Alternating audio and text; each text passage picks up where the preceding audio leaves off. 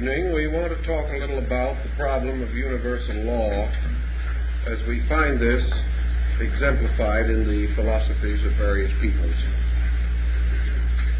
There's a considerable amount of conflict in the minds of many devout persons about the concept of law. We so often think of the term on a legal level, associating it with innumerable restrictions and limitations or peculiarities relating to our own cultural platform. We think of law as something found in great books which have to be studied, with emphasis upon precedence and upon all the elaborate machinery of human jurisprudence. And because this is law as we have come to know it, the term universal law has some rather unfortunate semantic implications. We think of law perhaps as just, but we are also inclined to suspect that it is cold, that it is something with very little consideration for the peculiar problems and necessities of human beings, perhaps broadly protective, but often a frustrating influence upon individuals. Thus, in philosophy and religion, we must have a larger concept of law. We must take away from it this tremendous emphasis upon thou shalt not, which seems so often to be important in a penal code. To the idealistic philosopher, law represents not only the eternal will of the Creator for its creation, but also encloses within its concept and structure the other aspects of the Godhead, namely wisdom and love. Sometimes we think that these principles operate differently, but the wisest of mortals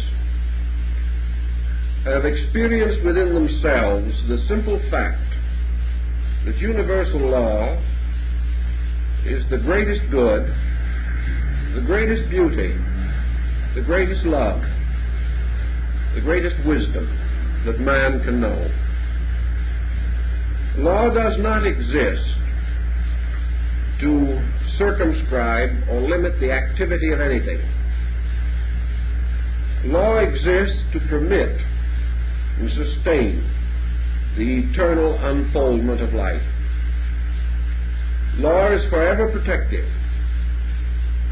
and it gives to man one tremendously important psychological security. It tells him that this law will preserve, perfect, protect every creature that is true to it, and that through being true to law, man attains all other good things possible to him. And therefore, that a lawful life, a life lived in harmony with law, is a good life, a kind life, a generous life, one thoughtful and filled with understanding. Thus, from fear of law, which was perhaps man's first reaction to the unknown, came respect for law, later admiration, finally love, and perhaps in the highest mystical sense, adoration. Law finally becomes the blazing, living symbol of the divine power itself. And perhaps the very ground of law is its own lawfulness. A law is meaningless if, like mortal statutes, it is subject to innumerable variations, compromises. If we could buy or bribe universal law, there could be no integrity in our world. Yet from early time, philosophy and religion have been in conflict. Philosophy affirming law, religion constantly seeking to modify law, supplying in its place certain other things: grace, forgiveness, and vicarious atonement.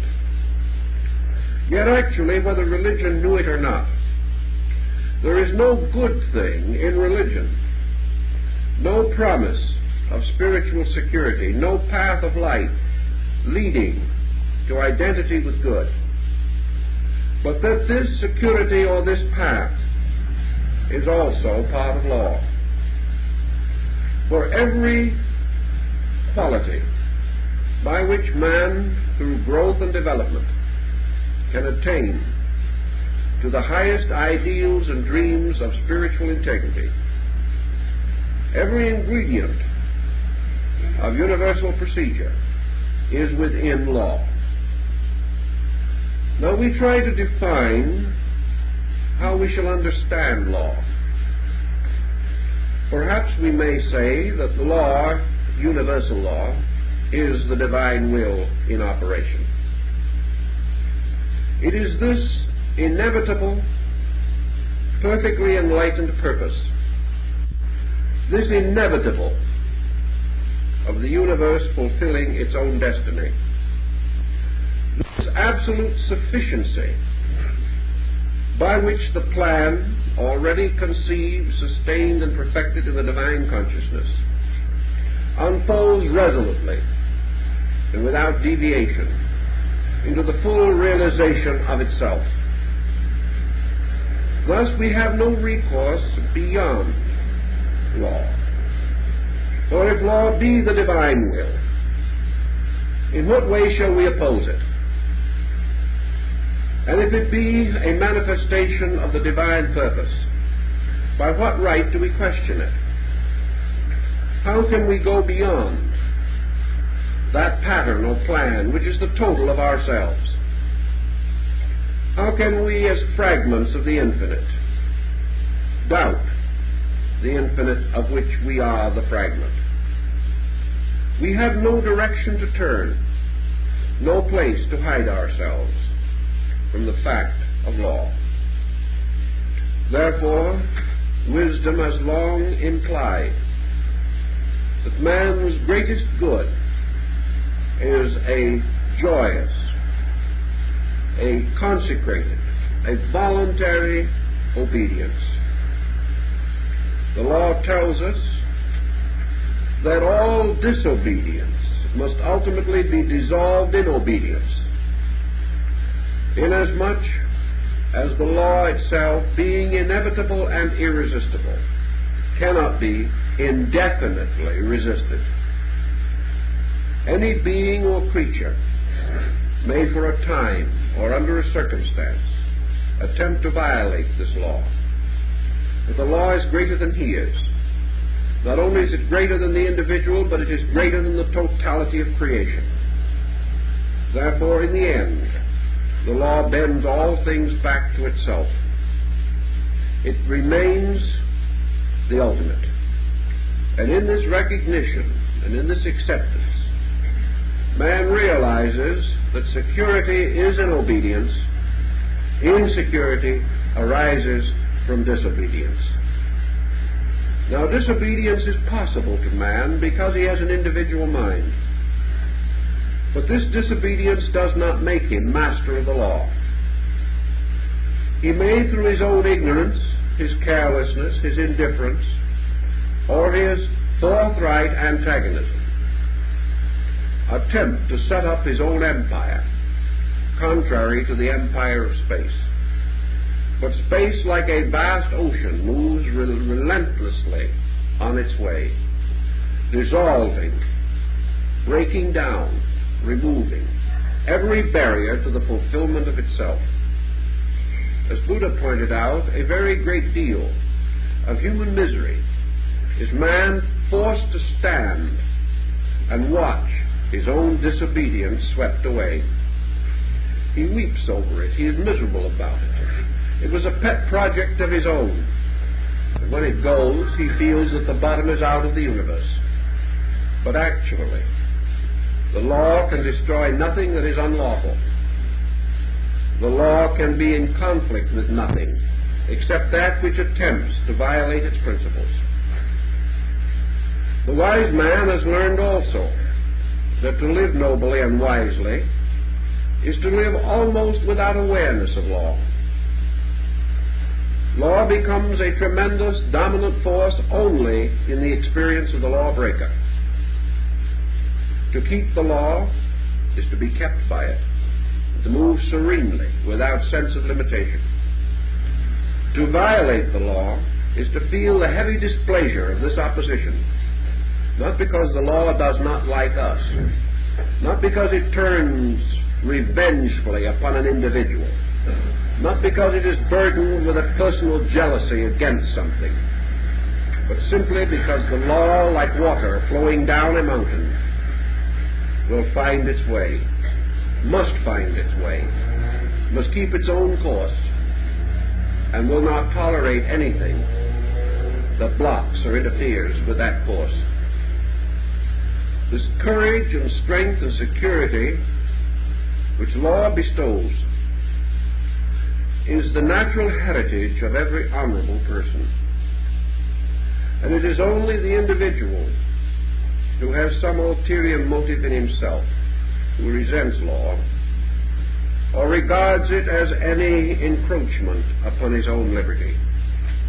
For all liberty is liberty under law, liberty within the great structure of law. And the greatest liberty man has is the liberty and right of a voluntary personal adjustment by which he can choose immediately to align himself with the great patterns by which the universe is sustained. Thus, with law, we can gradually come into a very friendly relationship. Universal law is, of course, much more than this grand, vast panorama of principles. Universal law is something we use every day. We use it when we cook, when we sew. We use it in business. We use it everywhere. Because if it wasn't for universal law, we could not pour water from a pitcher into a glass. If it was not for universal law, we could not walk upon the surface of the earth. And if it was not for universal law, the seeds that we plant in the earth would not grow and become a harvest.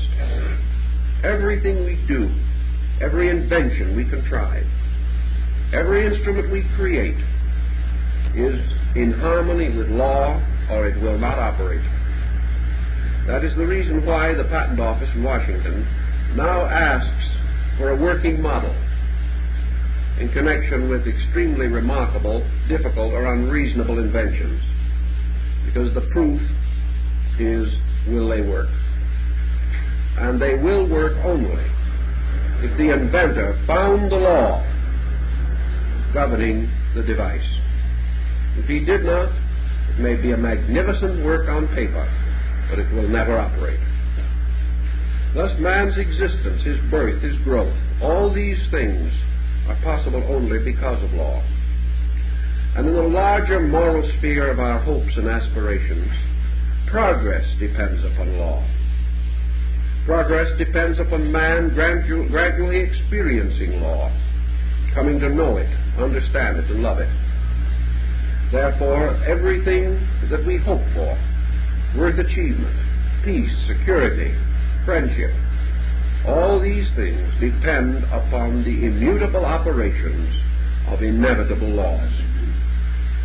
Thus laws become very near and friendly to us. And we have added to the great pattern of universals many human codes. Most of these codes were originally rather wisely given. The great Babylonian code of Hammurabi is said to have been dictated to the scribes and sages by the god Nebo, keeper of the records of heaven.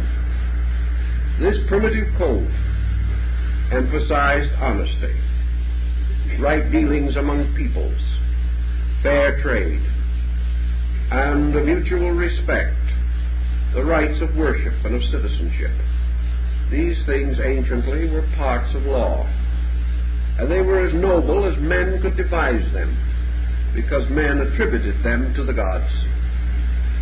It was only with the increasing confusion of human life, with the rise of individual intellects, the clash of creeds, nationalism, and things of this kind, that gradually laws became more complicated, increasing in number because of lawbreakers. And we have today very complicated statutes, simply because human beings are complicated and resent within themselves many of the simple virtues without which society cannot survive. Some of our laws are good, some are bad, some are indifferent, but they are all products of man's attempt to bring some regulation or order into the conduct of his fellow creatures. And these things are patterned directly or indirectly from some concept arising in universals. Now, the ancients recognized a network of laws, and you could carry the study of law as you would carry the study of races or nations or even theologies into most elaborate byways. But they also realized that there was a septenary of laws corresponding to the other great septenaries which they recognized. And like worlds, universes, deities, continents, these laws forming together a septenary were all manifestations of one law. And therefore at the root of all life was one tremendous law. Now this law is interpreted or understood primarily in terms of man's contact with it. The substance of this law, entirely beyond human experience, we do not know. But we know that as far as our reflections, our observations, and our resources permit, that there is a law at the root of things which is constantly causing a perpetual emergence of life. That this law is a law involving the principle of growth, and it has generally been termed the law of evolution. Now, what does evolution mean? Not just in terms of the famous Scopes trial in Tennessee, but in the larger concept. What is evolution? Evolution is the fact of perpetual unfoldment. Evolution is growth. It is the fact that everything moves from its seed and root to the unfoldment of itself. Therefore, evolution is the unfoldment of all things from their natural roots. And it is the unfoldment of the total universe from its own supreme root, deity itself. Evolution is therefore deity, moving eternally into manifestation and eternally improving the forms through which it manifests. Evolution is therefore infinite progress, infinitely diversified. It is everything coming of age. Or perhaps in philosophical terms we can say that the law of evolution is the law of eternal becoming. The end of this we do not know. That there may be an end, we can postulate. That there may not be an end, we can also postulate. Whether these eternal becomings ever fully become is beyond our knowledge. But that things are always becoming more so, or more complete, bearing fuller witness of their own natures, revealing and releasing continuously more from themselves. This we do know. We know that species are evolving, that human beings between the cradle and the grave pass through not only physical modifications and development, but also mental, psychological, spiritual, ethical developments. We know that it is the natural instinct of all things to improve, and that this improvement is forever and eternally a release of potential. Thus, evolution is the perpetual release of potential. It is the thing continuously outgrowing itself and reaching towards a greater fullness, a greater maturity. Also, therefore, our term evolution implies the larger concept of ideation, by which we mean that things do not grow from one condition to another, but through one condition to another. Ideation, like the opening of the petals of a flower, represents a perpetual unfolding of things from within, and that in a mysterious way forms are the constantly changing and improving symbols of greater and greater life release. Thus, everywhere in nature, things do not stand still. The grain of sand is hastening to become a star. The flower that grows in the field is growing up toward becoming a sun or a planet. Everything is growing toward a fuller expression of its own potential life. And this growth is God coming of age in its own creation.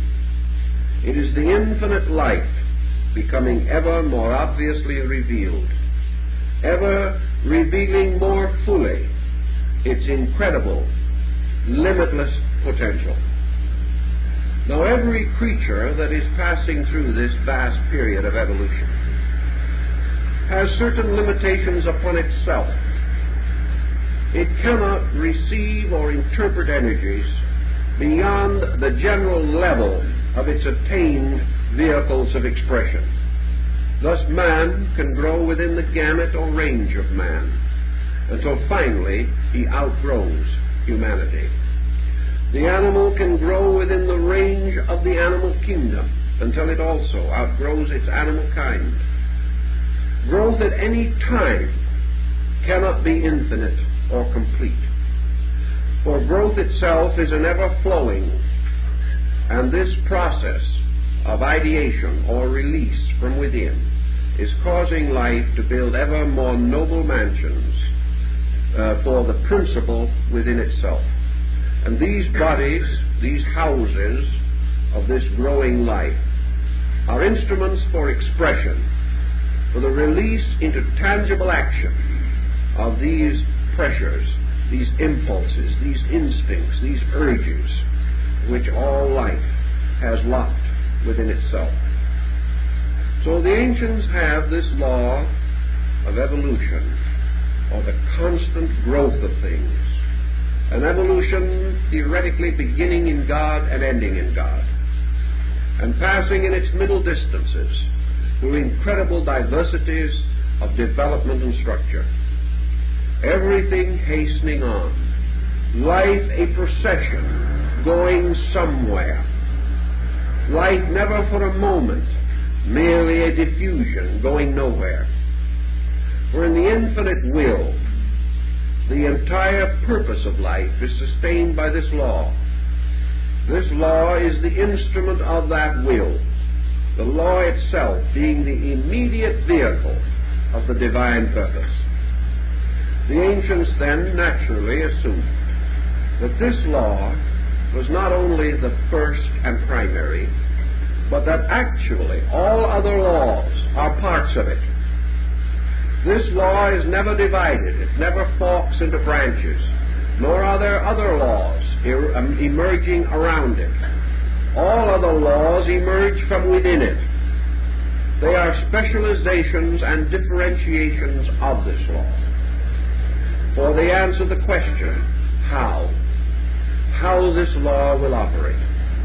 But in the root of the law itself is the question, why? And that question lies in the divine will. Thus all things in law are unfolded through the mystery of how this shall be accomplished. And out of the root law, or the great principle of evolution, there therefore come the trooping procession of other laws, laws which in their minor divisions are innumerable, like the twigs and leaves of a great tree, but in their principal trunks and branches they are few, each one clearly definable, although the manifestations and ramifications may transcend our understanding. The law of evolution, then, is the key for man to his own growth, the key to his own proper relationship with life, the key to the fact that never can he stand still, never can he say, unto the passing hour, O stay, thou art so fair. Never can he pause, for in nature nothing stands still. He either moves forward by a perpetual impulse from within himself, or he retrogrades, or seems to fall backward, coming into contact violently with the flow of law, which, tossing him about, finally forces him back again into the natural stream of progress. He cannot survive resistance, nor can he be destroyed. He must inevitably float back into the pattern and go on, finding his security in the law and his misery in the efforts which he makes to break it. Evolution also gives a tremendous moral force to man. Evolution reveals to him, for example, that basically there are not many lives, but there is one life forever growing. Evolution makes possible the realization that the lives in all things are the life of God, thereby making reasonable, probable, and acceptable the great concepts of the fatherhood of God and the brotherhood of man. The realization of this law ends forever man's belief in his own uniqueness. Humanity is not something utterly and completely set apart. Humanity is a degree in the growth of God's. It is the degree in the tremendous motion of life. Plants, birds, animals, insects, flowers, even minerals are also degrees in this motion of one life. Therefore all things are bound together by one tremendous vital spark, and they are also bound together by one eternal need, the need to grow. And man has the privilege, as he becomes wiser and older, of helping life to grow and finding his full satisfaction in the service of life rather than in the exploitation and ravaging of life. Thus, unity of purpose becomes understandable, and the great principles of universal philosophy are made meaningful because man recognizes his unity with all that exists and his participation in the great pageantry of growth. It also tells us that we are here in this world now to grow. That growth must never pause, and that for man growth lies in the direction of the improvement of the present instruments that he has. For by such improvement he is able to release more and more of the divine content of his own nature. And man seeking to improve improves not for himself, but in order that the universal life in him may be made more perfectly manifest. Thus man, trying to live better, is actually helping deity to be released into expression through action. Thus the individual, by his dedication to growth, serves not only himself, but the whole universal plan. And ignorance or indifference to growth is perhaps one of the gravest evils that man can permit to endure. So life, with its eternal growth, makes the individual's life rich who grows much. And growth is, of course, the general and gradual unfoldment of instruments of manifestation for mind, emotion, conscience, heart, soul, and spirit. These things coming into greater revelation through trained, refined, organized, and skilled personalities become able to reveal their own essential natures more completely. Now, out of this law, which is immutable, from which we cannot escape, and from which there is no end except fulfillment, a fulfillment so infinite and ultimate that we can scarcely dream of it, but a fulfillment that is not in itself the major consideration at the moment, that we will fulfill, we know in our faith. The immediate problem is the next step. What is now necessary to keep faith? For when we keep faith with the law, we keep the faith. We have no recourse beyond this. Now, out of this primary and eternal motion, the motion that sustains the whole cosmic chain of worlds, man recognizes a second law. Out of the first, related to it, but revealing its manifestation more expertly. As the Chinese say, each long journey begins with a single step. And this great journey of evolution is by a series of steps. Each step in itself perhaps not ultimate, not highly significant, but each step achieving its part of the journey. The steps are brief, faltering, and inconspicuous, but the journey is great and meaningful.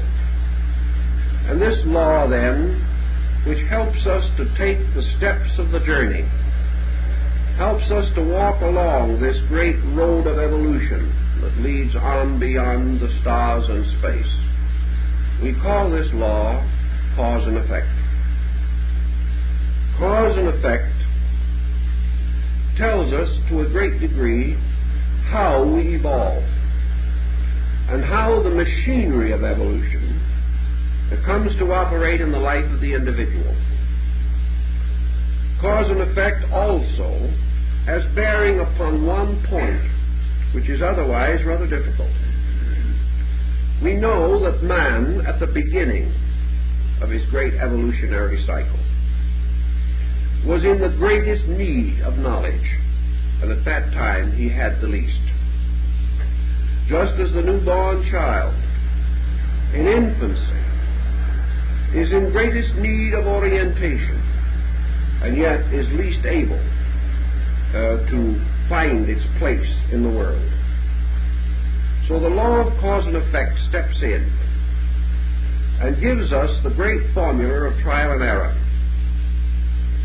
Cause and effect gradually brings to our attention and to the attention of all life that growth, or the motion of forever becoming, is a series of related circumstances, and that these circumstances lead from an infinite primary cause which resides in the divine nature and terminate in an infinite ultimate result or effect which also rests in the divine nature.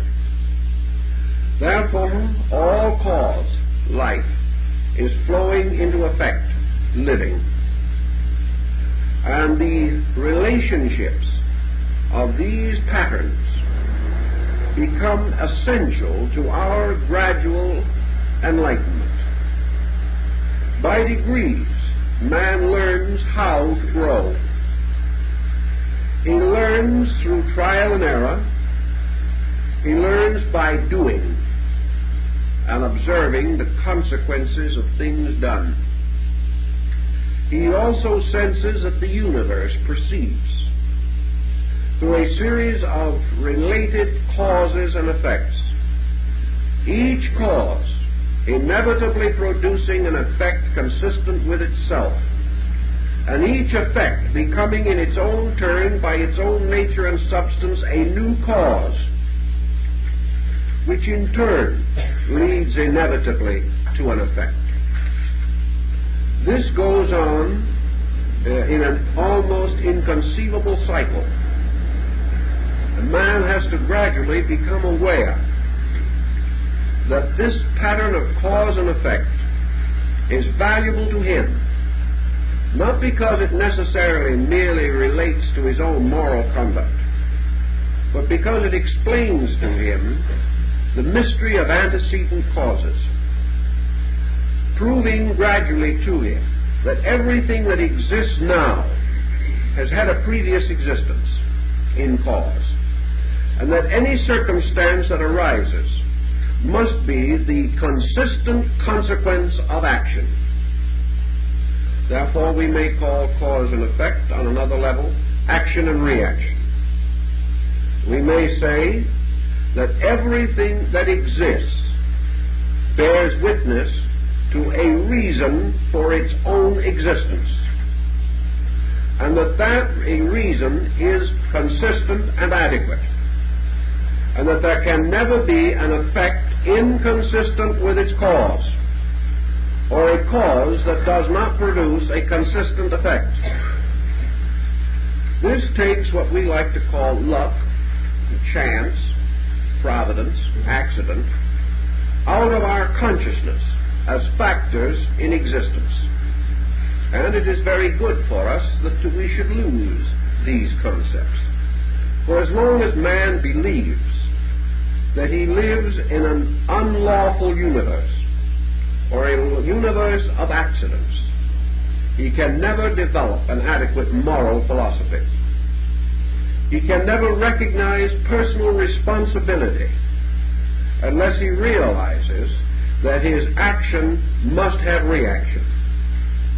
He can never fully integrate himself into the concept of a vast integrated sphere unless he recognizes his own existence both as an effect and a cause.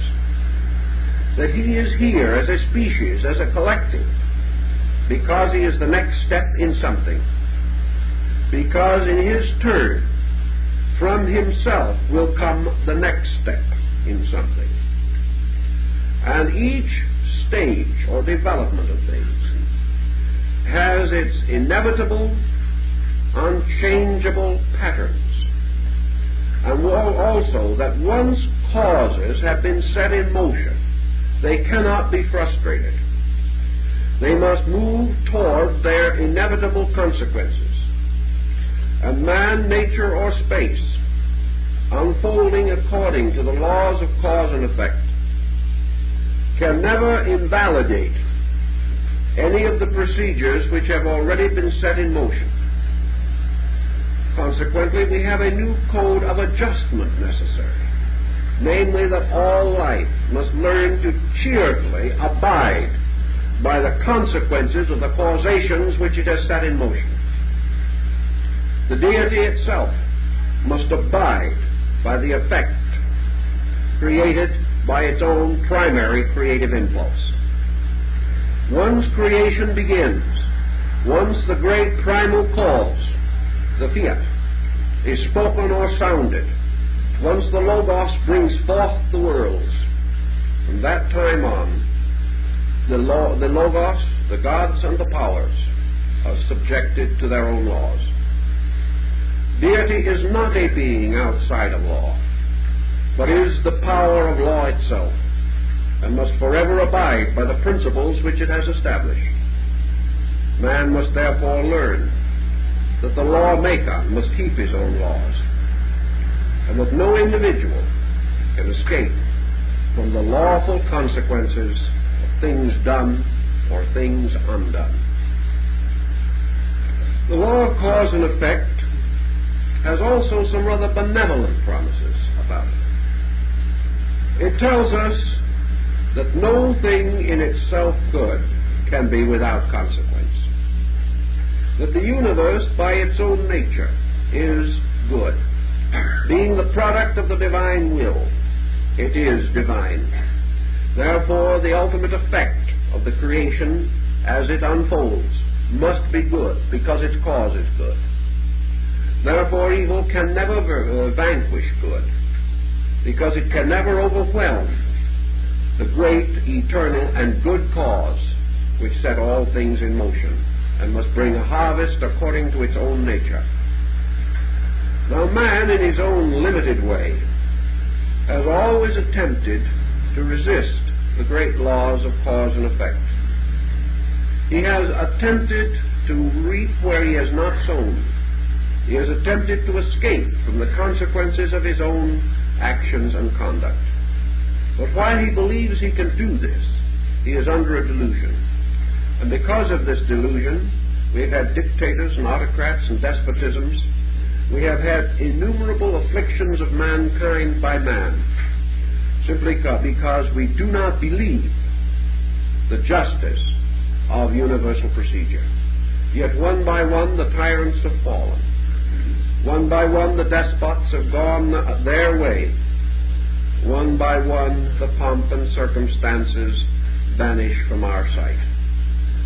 Only the law remains, and only the simple, natural obedience gives the security that man requires. Now, the law of cause and effect also tells us that from first cause, all causation must have in its nature necessity. Therefore, the law of cause and effect is related to the principle of necessity. And the great sphere of cause and effect is called the sphere of necessity. All things grow. Growth is necessary.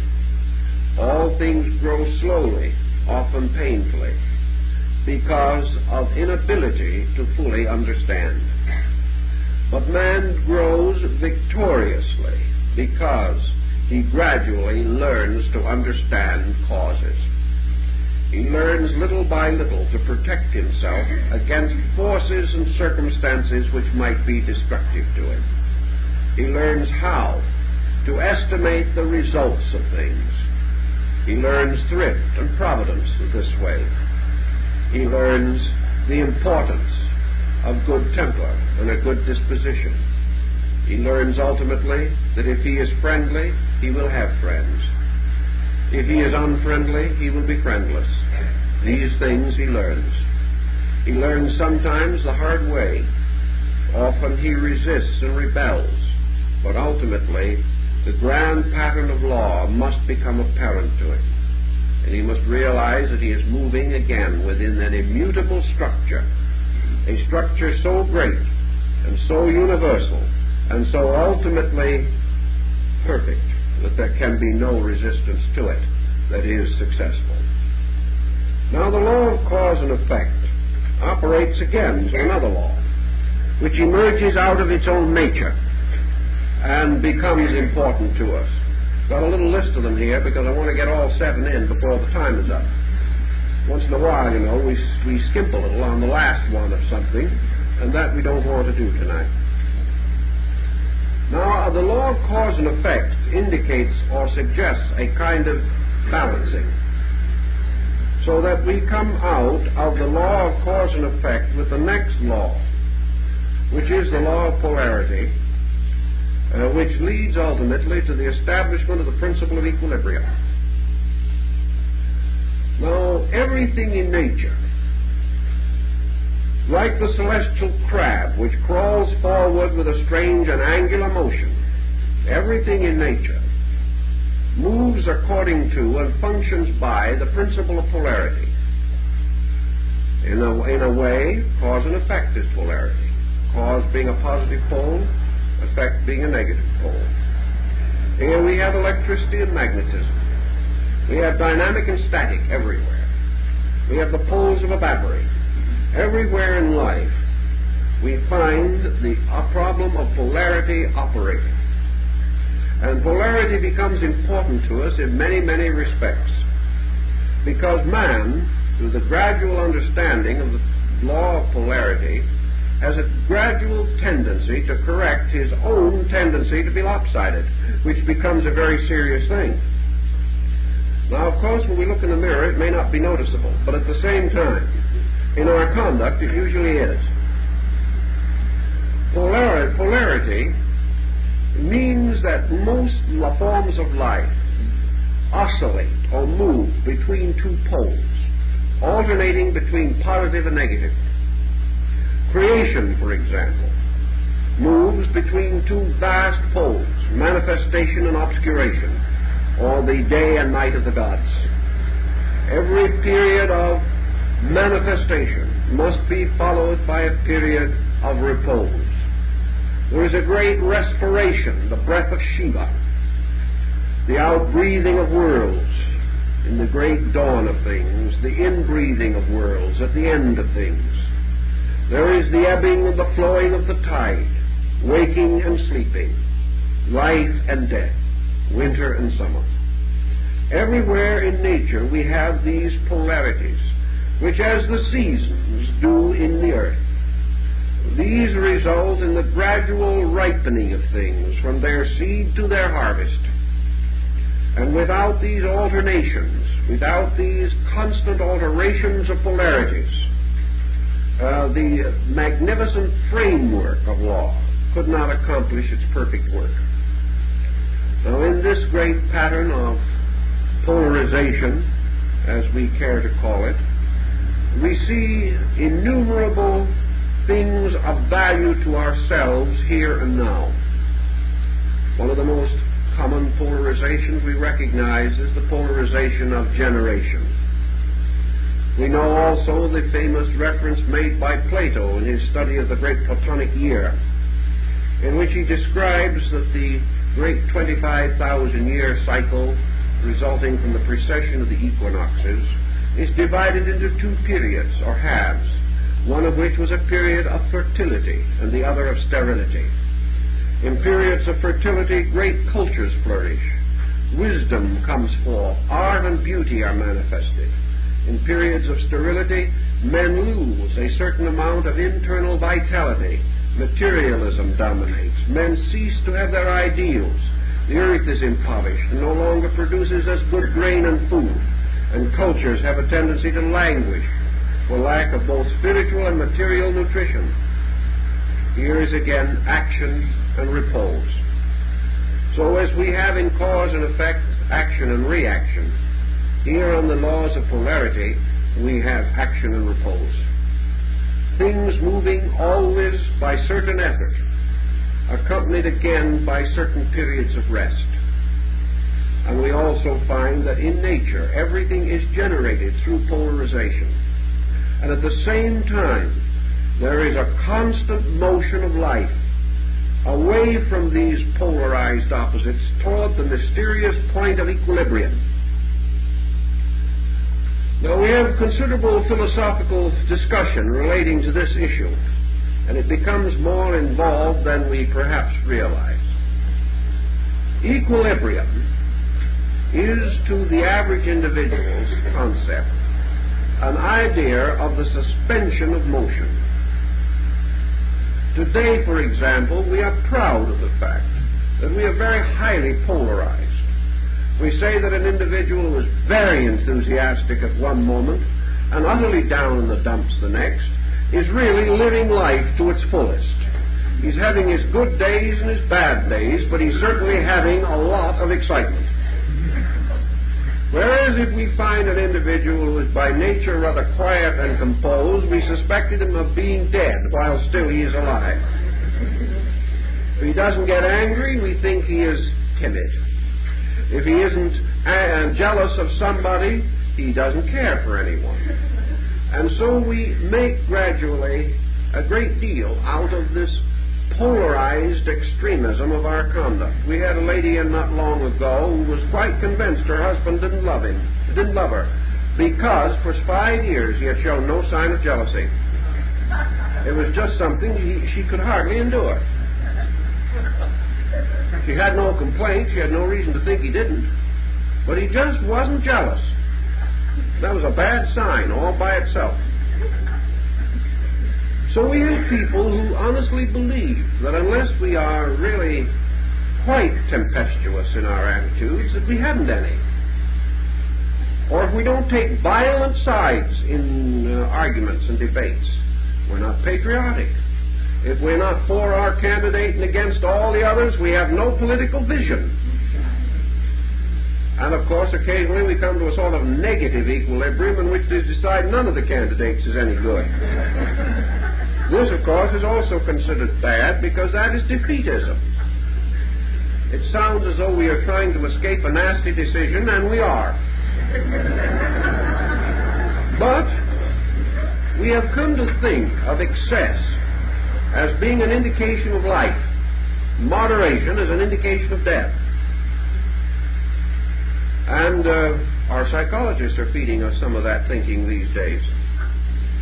And furthermore, they are reminding us that one of the most common symptoms of paranoia is great periods of exhilaration followed by great periods of depression. So we have our choice. If we have exhilaration and depression, we are admired by our friends and accused of being paranoiac by our psychologists. Actually, nature is moving toward equilibrium. But equilibrium is not something that is going to sneak up on us unaware. Equilibrium does not mean that someday, whether we will or not, the pendulum is going to stop in the middle. Equilibrium is the most difficult thing in nature to attain, because equilibrium is immortality. Equilibrium is a deathless state. It is a state in which excess ceases. All immoderations come to an end. And in the complete suspension of polarization, we attain what the Buddhist terms nirvana. For nirvana is the end of the imbalance of conflict in the compound personality of the human being. In the universe, equilibrium is also the end of conflict. But conflict cannot end until the conflicting factors have been resolved. And these conflicting factors are nothing more or less than the unfinishedness in things. Everything that is imperfect is unbalanced.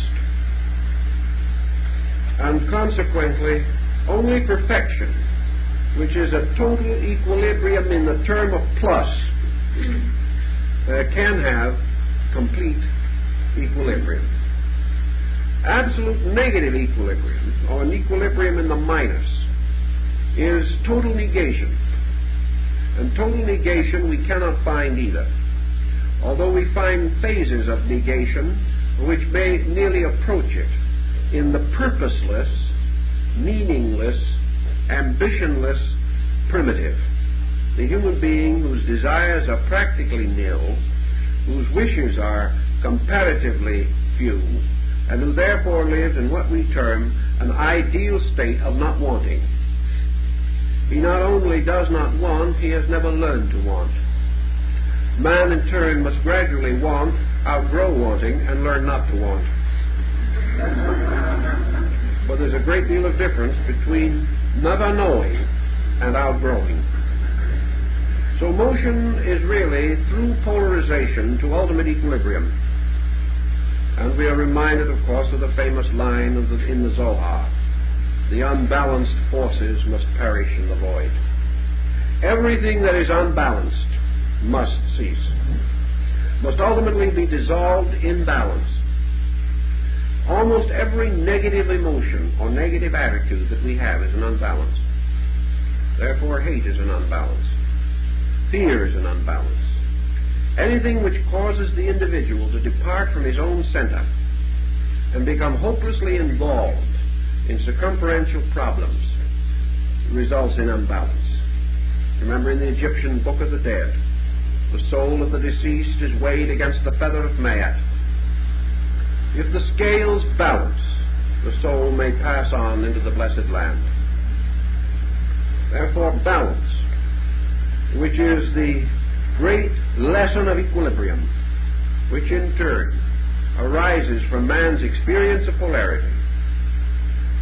This procedure, through experience, brings man to one of the great discoveries, one of the great revelations which sustain him and strengthen him for his spiritual adventure. Now, polarization affects us in many other ways. It gives us contrasts. Now, without contrasts, the lights and shadows of a picture, we call the picture very flat. Therefore, we believe in lights and shadows. But wherever we believe in them, we must endure them.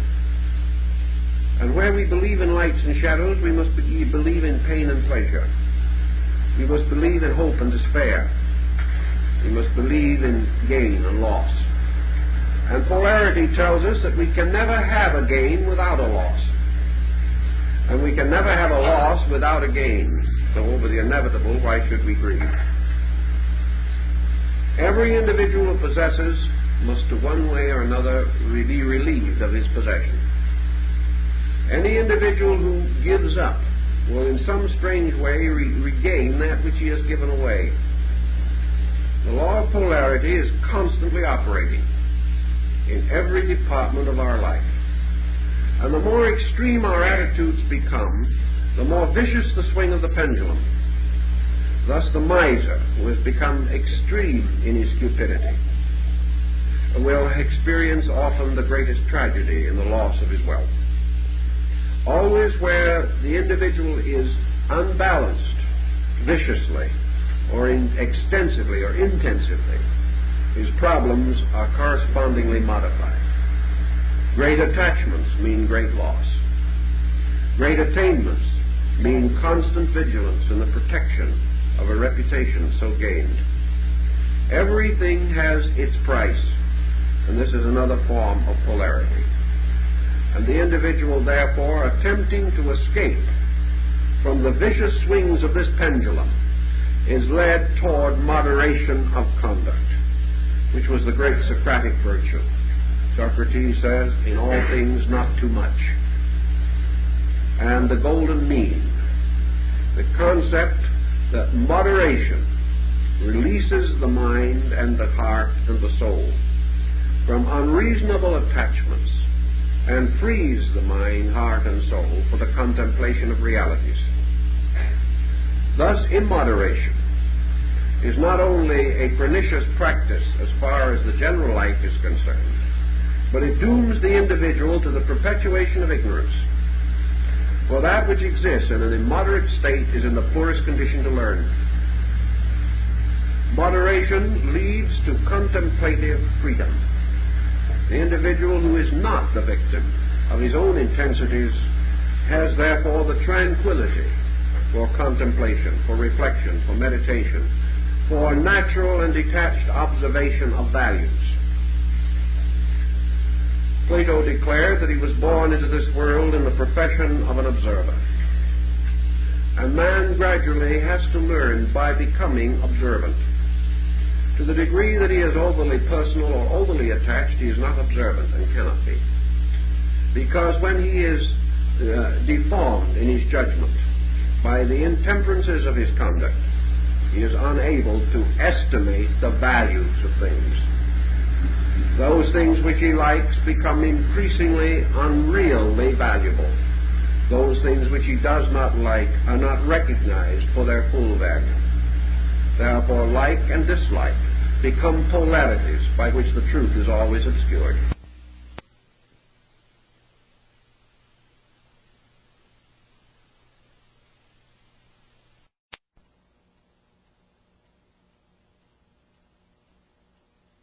These issues, because the young are not given the education which they usually most need.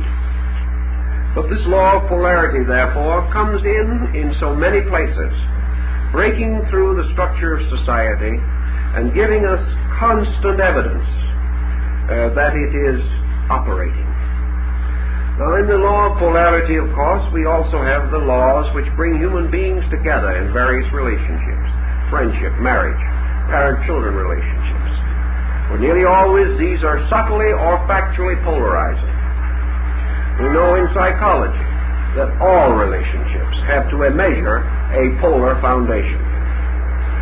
We know also man's natural desire as a human being to unite with the polar opposite, not only for purposes of the perpetuation of the species, but also for association, comfort, inspiration, and understanding. All these factors indicate man's sense of incompleteness and emphasize the importance of polarity. Now, this again leads to one of the more profound philosophical observations on the subject, namely that polarity lies in the sphere of manifestation rather than in the sphere of substance. Things must physically or objectively appear polarized. But in their nature and substance, all things are in themselves in equilibrium. The spirit of man is forever in equilibrium. Therefore, the spirit of man must be and is an androgyne creature. It possesses within itself the capacity of polarization, but is not polarized except in manifestation. The particular and special polarization that we recognize being essentially physical. Thus, man, as a psychic or spiritual being, has an androgyne core, and in the effort to establish equilibrium in his objective life, he chooses marriage, he selects his mate, and attempts in this way to balance his own nature. Both persons in the marriage being actually seeking to balance their own internal lives. Through association, the two individuals are partly restored to their natural androgyne state. The man, through association with the woman, becoming more sensitive and having certain vital experiences which would not be possible to him alone in his polarized condition, and the woman vice versa. Therefore, in all instances, again, marriage is an effort to establish equilibrium, which in turn means harmonious organization or integration. And just as the moderation of the mind is necessary for creativity on a spiritual level, so the union or moderation of opposites on the physical level is necessary for the generation of the human being physically. So our law of polarity operates also on these levels. The law of polarity has its polarization in our psychic lives, in our mental, and in our consciousness and conscience. On the psychic level, a polarization again is this struggle between internals and externals, in which the individual is either an extrovert or an introvert. The extrovert moving excessively outward, the introvert moving excessively inward. Moderation meaning both a rich internal and external life, a situation difficult to attain.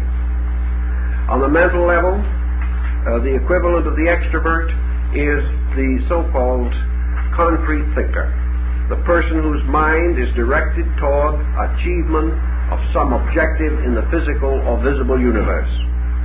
The abstract thinker is one whose mental life is turned to the invisibles, to the creativities, to the philosophies, religions, sciences, arts, where the greater amount of subjective intellect is employed. Either polarization without compromise or complement from the other can lead to excessive imbalance. And a large part of psychological imbalance is simply due to the individual moving too far in one direction and thereby violating the law of equilibrium. It is therefore important that every person with heavy physical responsibilities should have artistic, aesthetic, and cultural avocational releases. It is also important that the idealist and the dreamer and the mystic should have physical responsibilities by which he is assisted to maintain equilibrium and balance in his conduct. That is one of the reasons why it has always seemed very unwise, and from my experience it has been proven so, for individuals to attempt to depart from responsibilities in search of higher ideals.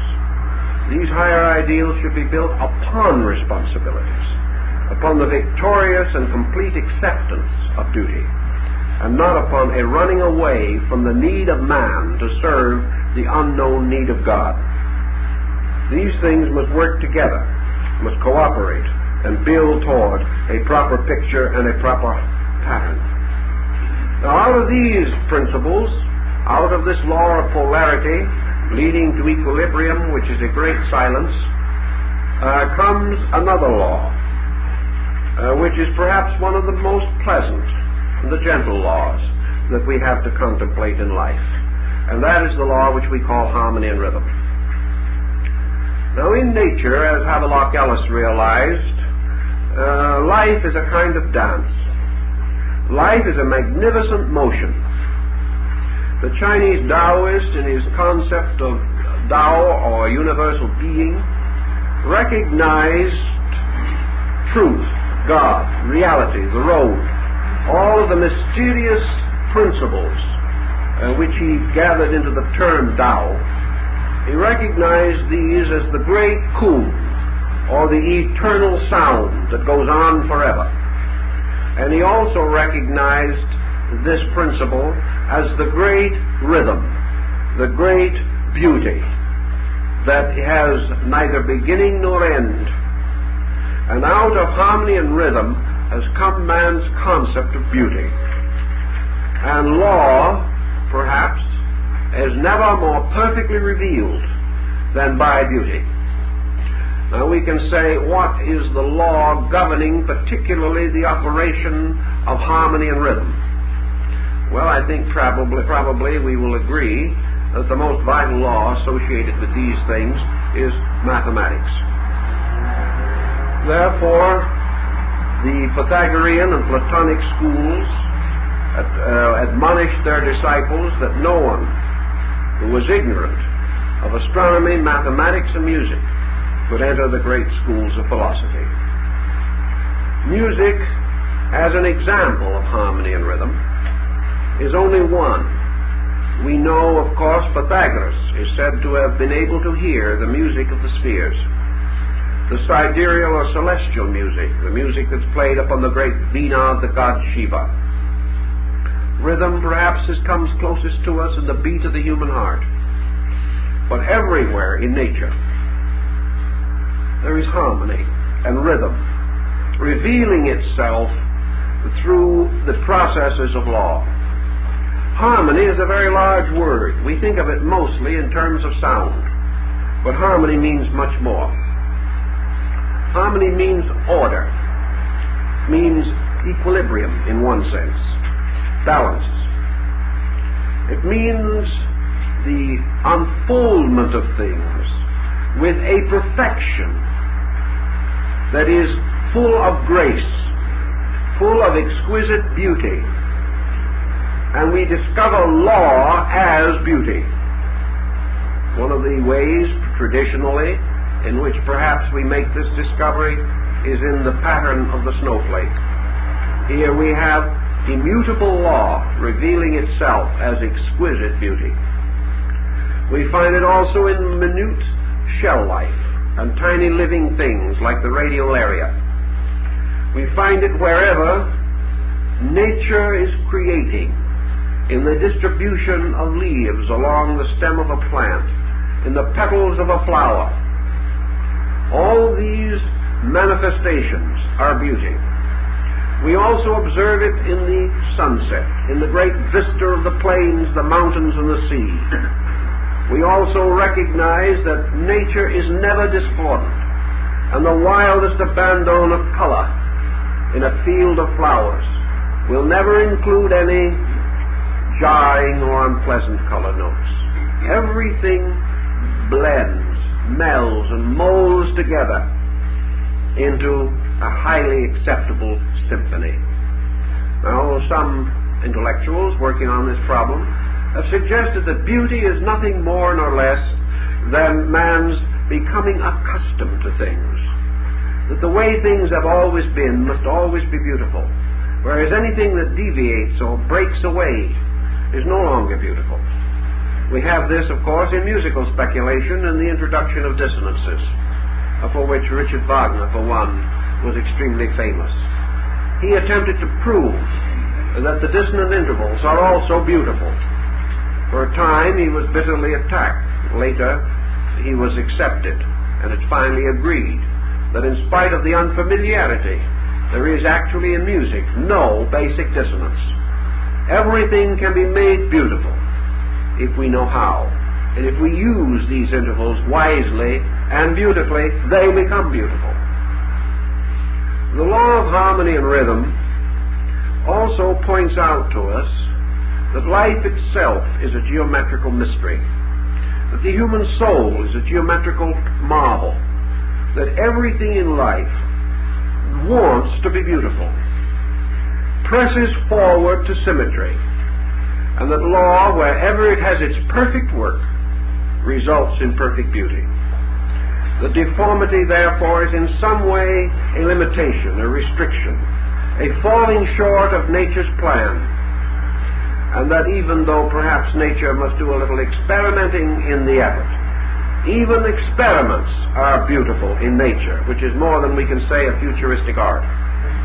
But in any event, nature is forever moving in patterns that are strangely, grandly, and wonderfully acceptable to us.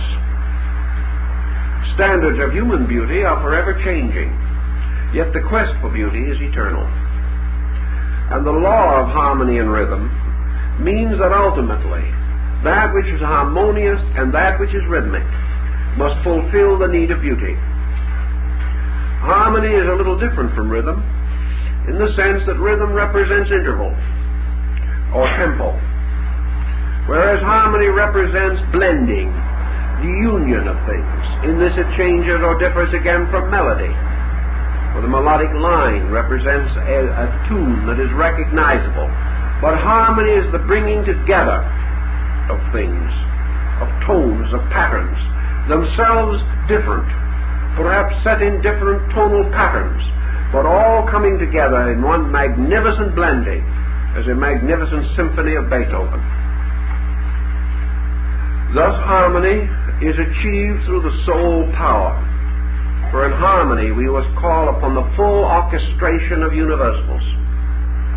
In harmony we must be able to conduct the orchestra. Each instrument must play its part, and we must bind them together until they become one living instrument, like one great vital living pipe organ. In our living and thinking and breathing and hoping and fearing, therefore, the ancients advised that in all things we should seek harmony, and that in all things we should attempt to attain rhythm. The ancient Greeks were much given to a very literal interpretation of symbolism, and our old friend Socrates, who was not perhaps our idea of the figure of the Apollo, was addicted to the Terpsichorean muse and always danced with his disciples in the early morning.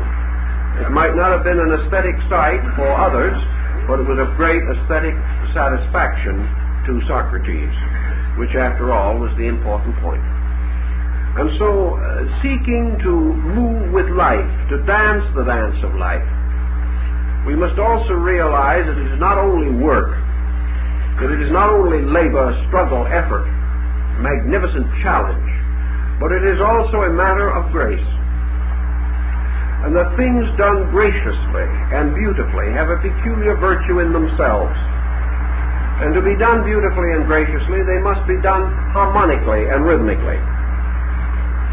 The human being's psychological integration is nowhere more evident than in the reaction upon conduct in terms of grace and harmony. The neurotic, the introvert, the psychotic, is seldom able to control his body in a rhythmic, harmonious way. His actions are abrupt, angular, broken, like his attitudes. And he does not have the wonderful sustaining power of uninterrupted motion. We all know that with an automobile, one of the greatest extravagances is stopping and starting. That it takes much more gasoline and electricity to get the car constantly going from a dead stop than it does to keep it running. It is the same way with the energy content of man. If the human being can flow from one action to another without interval, without break, without the sense of interruption, so that no matter what happens, it may cause a brief change in the program, but never an interruption, the person finds that his energy resources are conserved, because harmony and rhythm are the most economical ways of accomplishing things. And the moment intensity, the moment loss of harmony is experienced, there is loss of energy, loss of time, inefficiency. The individual is not up to his normal standard.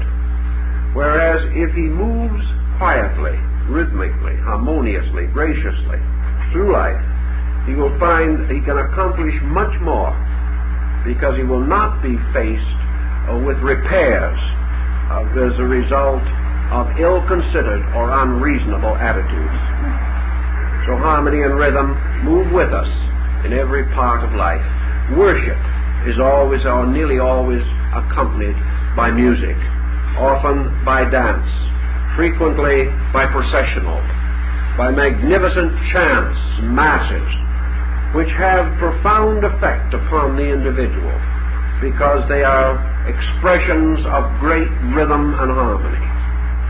And religious music helps to set the tempo for the devout person, helps him to relax into the mood suitable for worship. The musical modes of the Greeks have similar meaning, because they had modal music for practically every occupation and activity of man.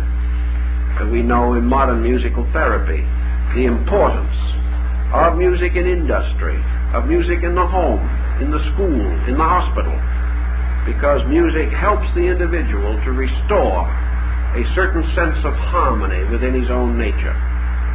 So in all things, the harmonious person is greatly rewarded, whereas the individual who has no harmony in his soul is already gravely punished and is burdened with duties, responsibilities for which he has very little gladness in his own makeup. And for that reason, he loses much of the privilege and joy of living. Now, out of these four laws, there comes another. And this law, again, is merely an expression of those that went before, using a curious combination of cause and effect, polarity, and harmony and rhythm. And this law emerges as one of the great laws of the ancients, the law which they recognized and which we have totally or almost totally rejected. And that is the great law of analogy. Analogy was to ancient man the universal key to all knowledge. And it was based upon the fact that nature is infinitely repeating its own processes. Leonardo da Vinci became one of the greatest exponents of the law of analogy. He found, for example, all the motions, stresses, and tensions of the human body captured in miniature in the human hand or in the human foot. He found all of society captured and held in the human face. He recognized that all things are alike in substance and principle, differing only in size and the number of their related parts.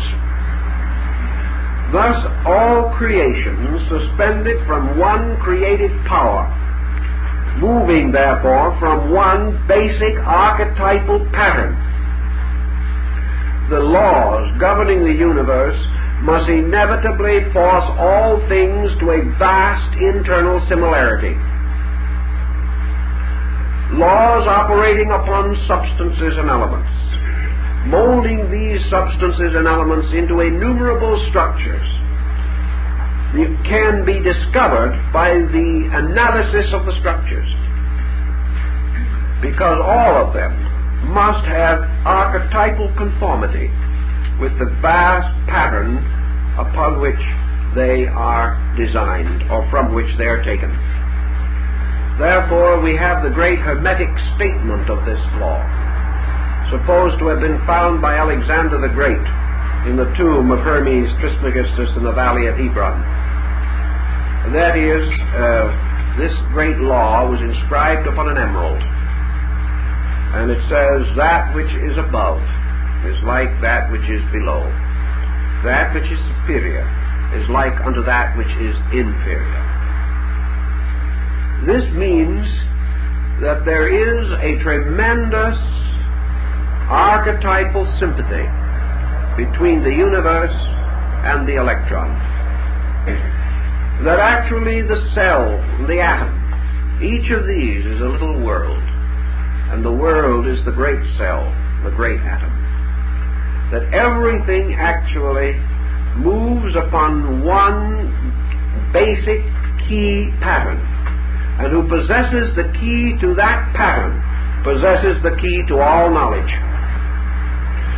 This means, or meant to the ancients, that if man could ever understand one thing completely, he would know all things.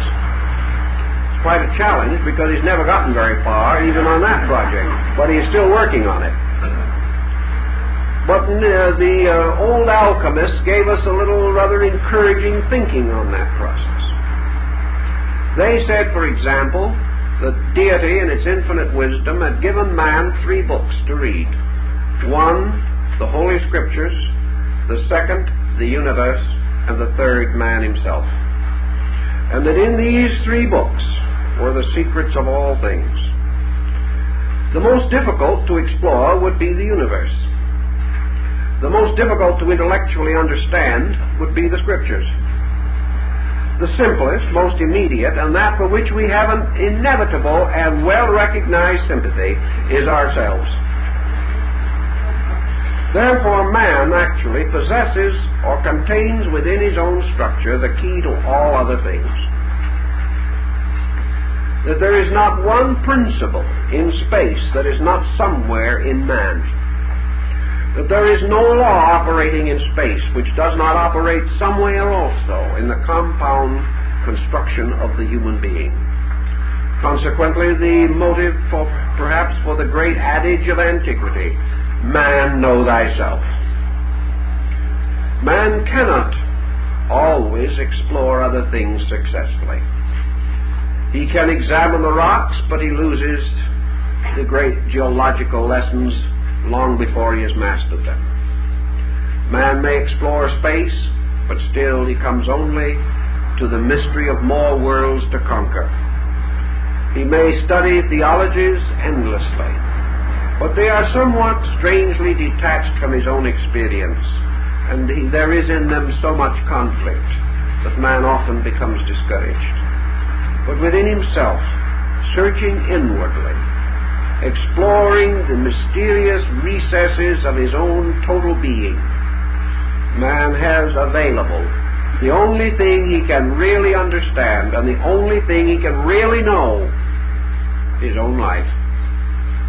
It must be that the answer is there. Otherwise there could be no answer. For man can never live someone else's life, nor can he know with certainty the depths of the heart of another person. So all the answers, all the way from the shallow externals of his present ignorance to the deepest profundities of his divine origin, all these things must be within himself. And by recapitulation, infinitely repeated within himself. The mystery of his body must be in every drop of blood, the total of his consciousness in every nerve cell. Every organ must tell the story of all others. Every sense perception must contain the others. And the total human being, in his life and experience, must have within him all life, all experience, both relating to causes and effects. Through this contemplation, the human being, seeking to know the workings of the world, finds these workings wonderfully unfolded through his own personal nature. Thus the law of analogy helps him not only to recognize this wonderful concatenation, as we call it, or a sequential descent of similars, but it also helps him to be aware that all bodies are houses for souls. All souls are housed in bodies. That all things visible have their relationships to things invisible in the same manner, though differing perhaps in quantity, quality, or degree. That essentially all things have the same geometrical design, just like the septenary itself, which is diversified through every level and layer of human society and universal procedure. Thus the law of analogy enables us to study the greatest from the least.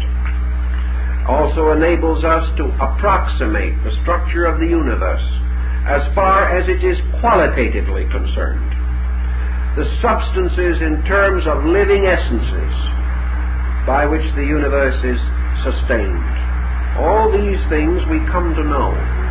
Paracelsus was of the opinion also that because of these sympathies within our own natures, we had a bridge or binder between these similarities in ourselves and the greater archetypal patterns in space. Thus, if the human being could understand some motion, some energy, some principle within himself, he was then capable of the apperceptive experience of the universal correspondent. As the tuning fork contributes its tone to another fork of similar pitch, so the individual's participation, the energy in himself of a certain quality, creates a sympathy with all energy of that quality, giving man the possibility of a cosmic experience of that energy through the discovery and experience of it within himself. These things he can do, but from the outside he can never conquer these energies, because he can never approach anything from the outside and know it. He may examine it, he may analyze it, he may come to some decision concerning its structure and form, but all things are known only from within. But from the withinness of himself, man is in harmony with the withinness of all other things. From the outside, he can never attain this rapport. So the law of analogy goes on and on through all the different departments of experience and life, and gives us a vital and important understanding. Now, in your Northern or Mahayana system of Buddhism, 5 of the celestial Buddhas are recognized. 2 are concealed.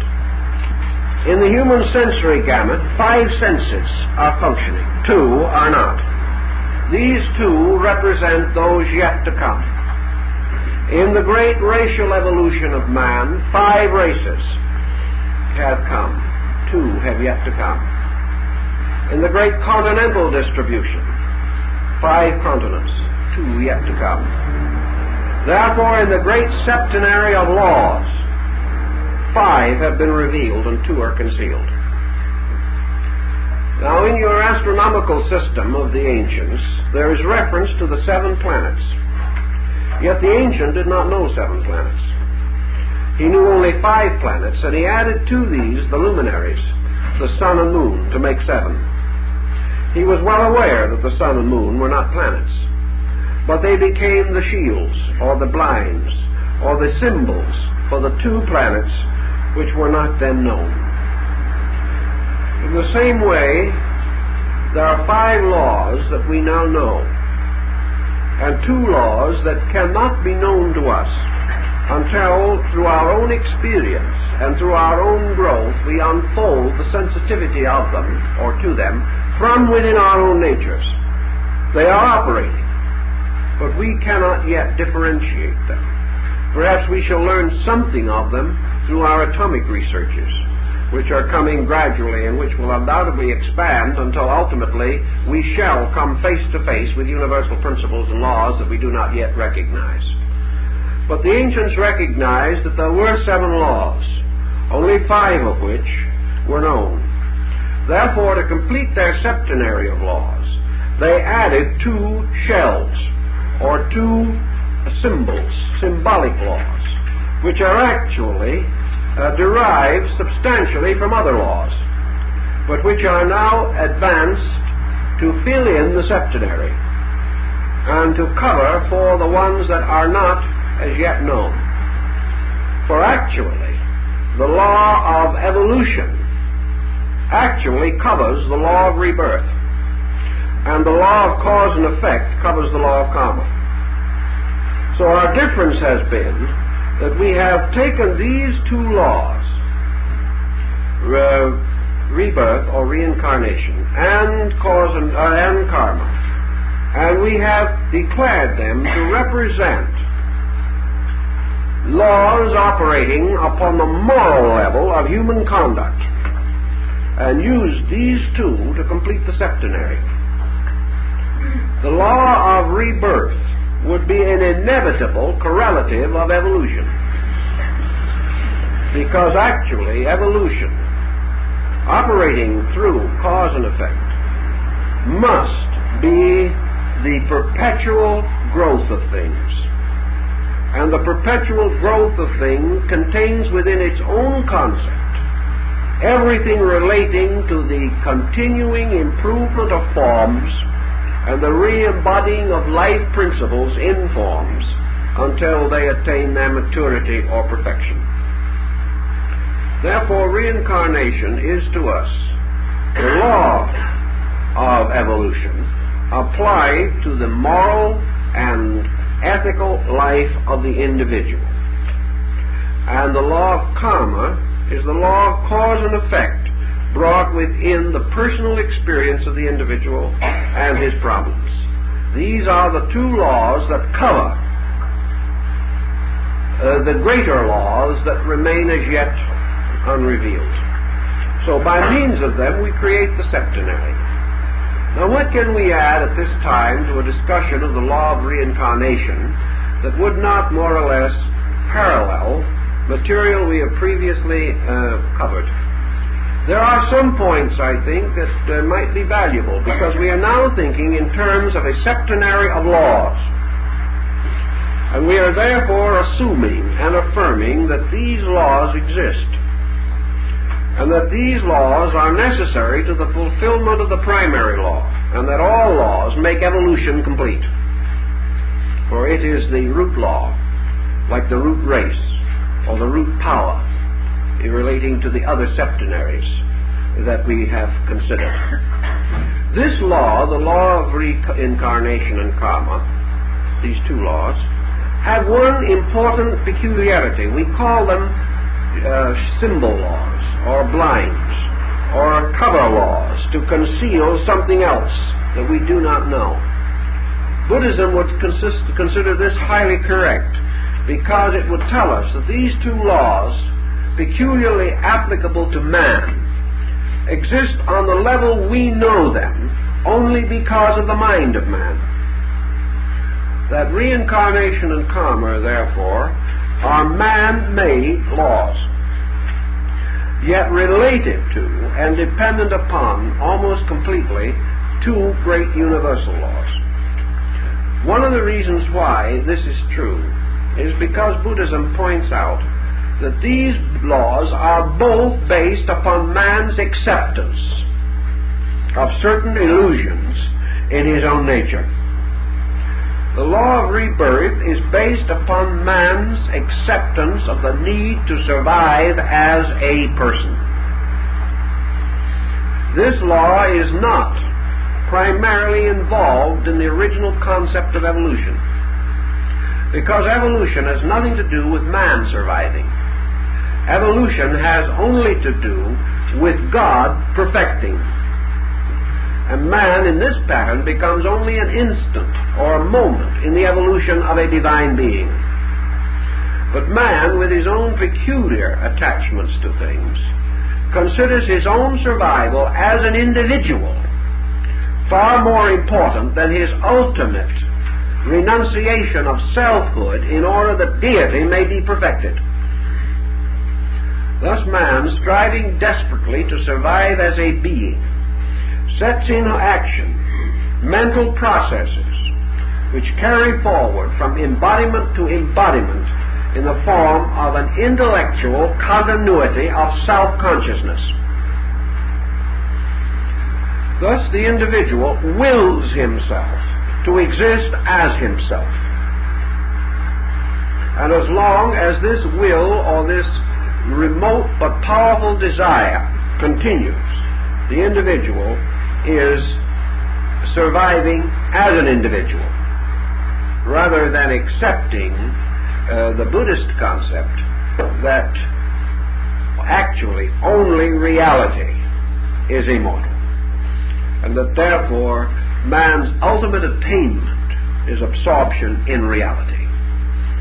But the law of reincarnation was long accepted in the East, drifted over the caravan routes, and finally through the travels of Pythagoras and the conquests of Alexander and the journeys of Apollonius, finally reached the Mediterranean area and the Aegean to influence our entire southern European and North African cultures. This coming into contact with the Western concept of life was modified to sustain the idea of man's gradual growth through re-embodiment into a divine being, into a separate godling, having infinite personal powers.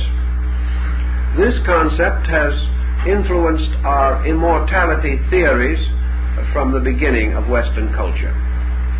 But this, to the Eastern mind, is only a veil, because our great goal is not that the individual shall be perfect, but that the total shall achieve its own completeness, and that in this process races, creatures, beings innumerable are created and vanish into limbo. Nothing real ever dying, nothing unreal ever surviving. And that finally, in the infinite ultimate of things, we shall discover this spark of life within ourselves is not our own, but is the eternal spark blazing in us. Ultimately, through service of this spark and final identification with it, we fulfill our own destiny. This, however, will not be a problem of too great importance in the vital experience of the individual. He could not separate this spark from his own personality by any effort of the will. He can only, through the fulfillment or keeping of laws, finally relax his immoderations on an egoistic or egocentric level until gradually, through the increase of total integration or placidity within his own consciousness, he will relax his selfness and, like the mystic, become more and more aware of the God-selfness, and in so doing will ultimately reach this point of renunciation in which he can say with fullness of spirit, "Not my will, but thine be done." And when that occurs, actually, deity takes over and becomes the great power, the reality, rather than merely for average human beings. The deity is little better than a source of energy supply. We have not yet recognized the spiritual importance of the deity value in ourselves. The law of karma, of course, is the law of cause and effect, applied on the level of personal conduct, on the level of an individual having moral and ethical individualism. In nature, cause and effect follows great cyclic patterns which arise in the archetypal forms of universal procedure. In man, cause and effect is most closely linked with self-conduct.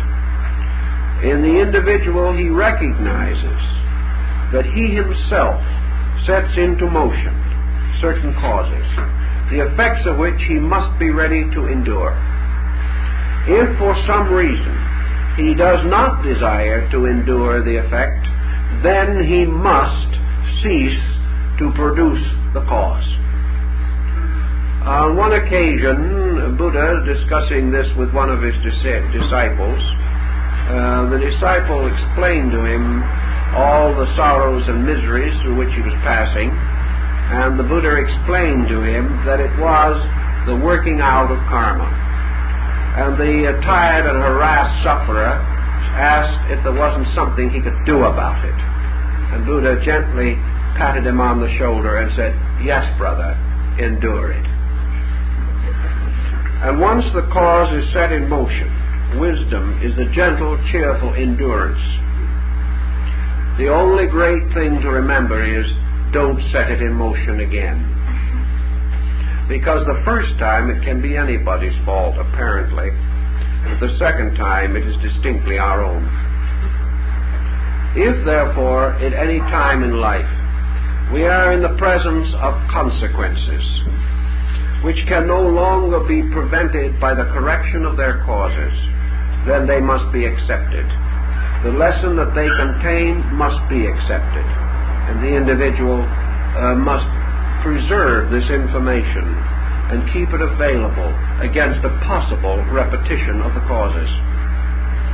No cause will produce an effect in excess of itself, nor deficient of itself.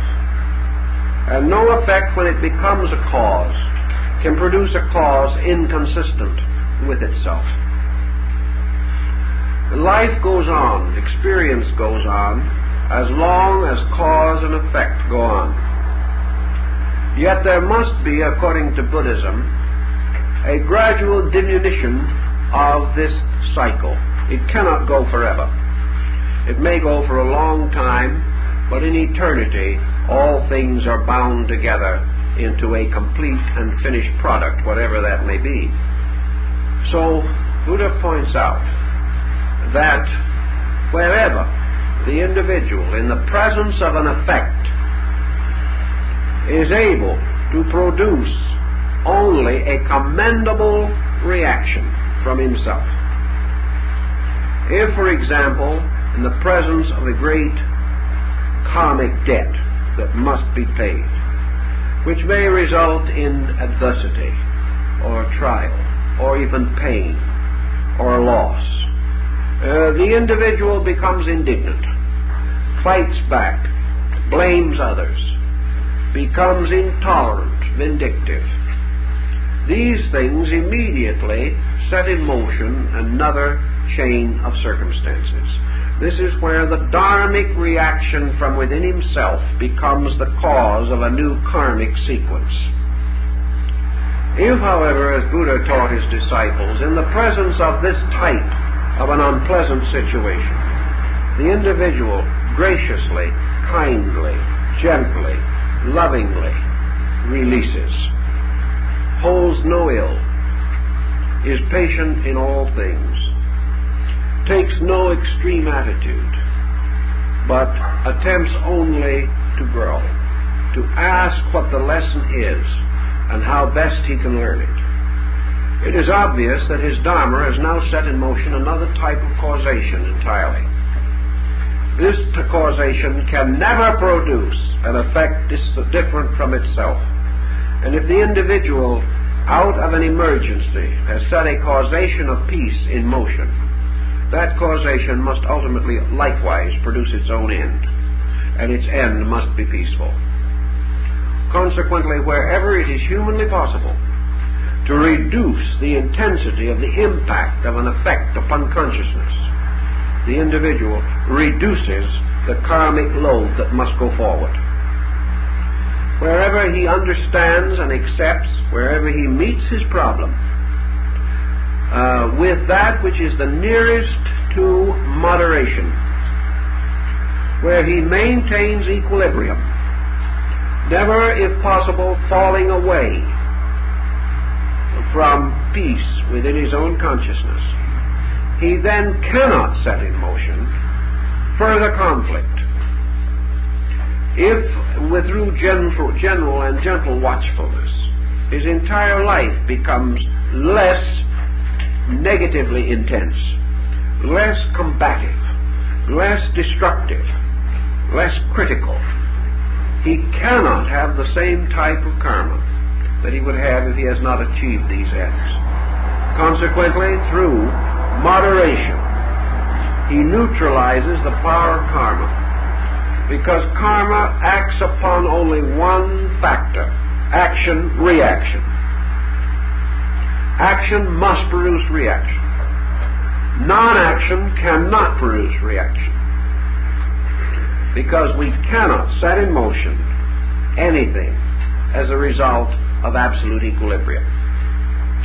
Gradually, therefore, as Buddha pointed out, the disciple, seeking ultimate liberation, comes to the causeless embodiment, the embodiment in which the final residue of debt must be paid, but no new causation is set in motion, in which the individual sets nothing moving which can possibly come back to him as pain, sorrow, loss, or death. Having attained this more or less complete and perfect equilibrium, the karmic overload is continuously diminished. The individual then has two choices in his karma. That choice, which is the northern Buddhistic concept, namely the possibility of attaining a paradisical state, the sukhavati of the northern Buddhist. This paradisical state is the individual who, in the payment of karma, creates only happy karma to come. He does so many good deeds.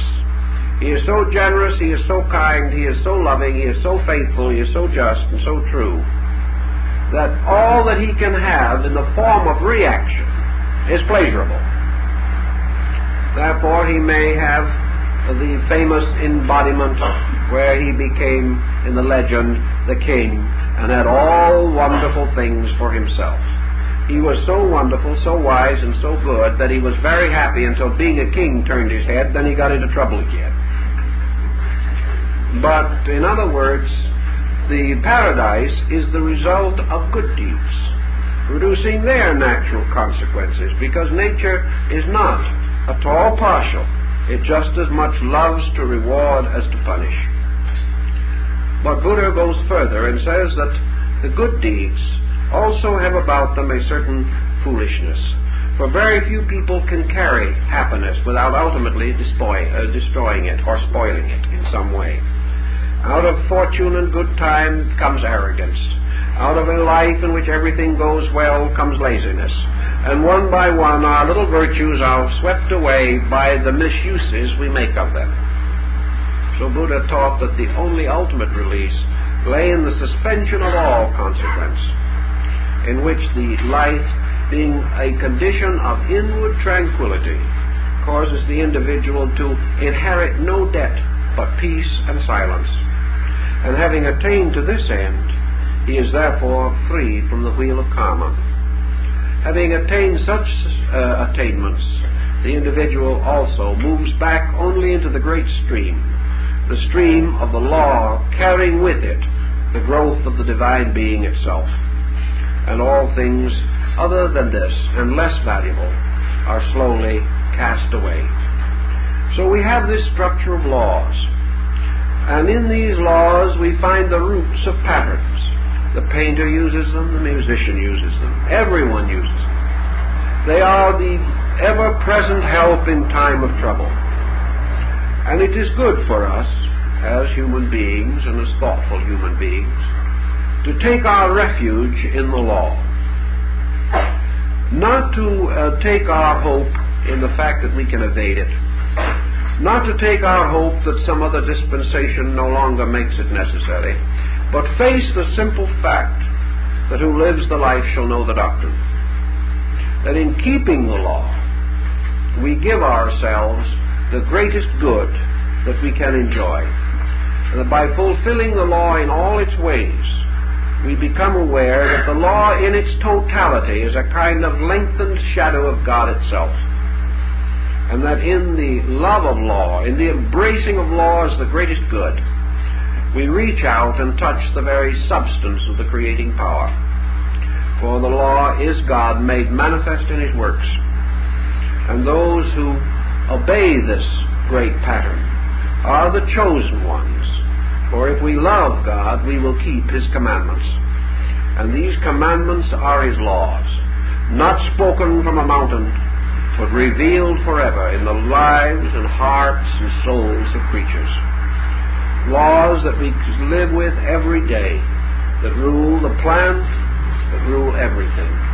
And if we quietly and systematically and thoughtfully study and learn to love these laws, we will find that we live in a much better world than we ever suspected, a world in which there is more goodness than we have ever known, and a world which protects us so completely that perhaps it is not an extravagance to say that this power watches and notes each sparrow's fall.